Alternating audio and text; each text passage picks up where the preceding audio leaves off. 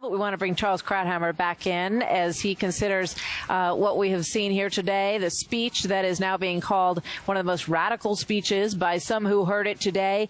Clearly the message, Charles, was America first, and that the establishment better sit up and pay attention because their days are over. Your thoughts? Well, I'd like to push back a little bit on the America first issue. I think the point is not that Trump is trying to stake out a negotiating position. I think what he's doing is he's redefining how we see the post-World War II world. The assumption of Truman, Eisenhower, Kennedy, etc., was that trade was good and would raise all of us. For Trump, it's a zero-sum game. They win, we lose. And more importantly, I think even more than trade, was alliances.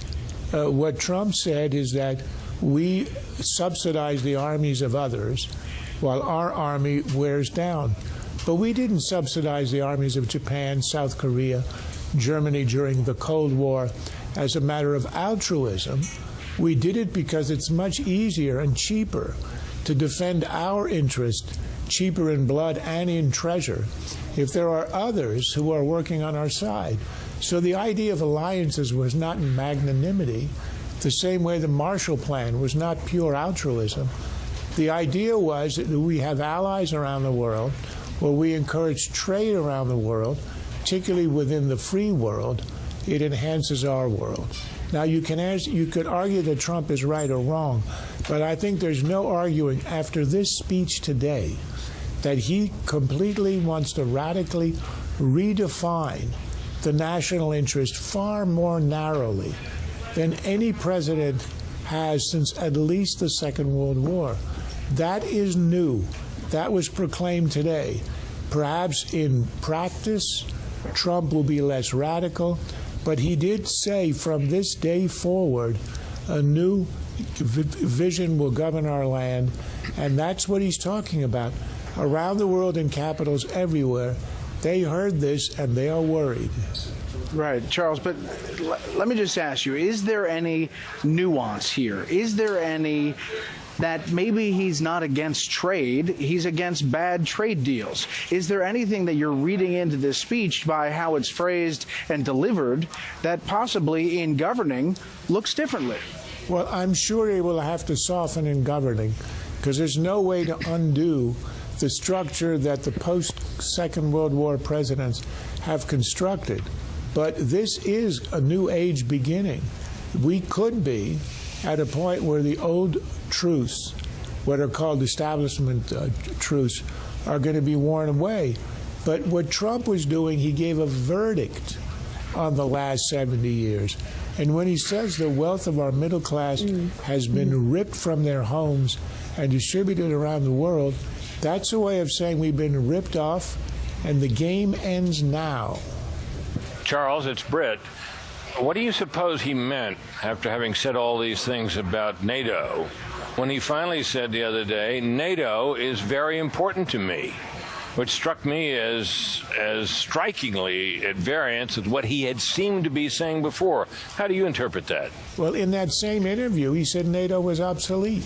Well, I think, isn't it pretty clear, though, Charles, that what he meant by that is that NATO's mission, this is one thing that goes with not being an especially articulate speaker. He's a forceful speaker, in some ways a powerful speaker, but he's not a very precise speaker.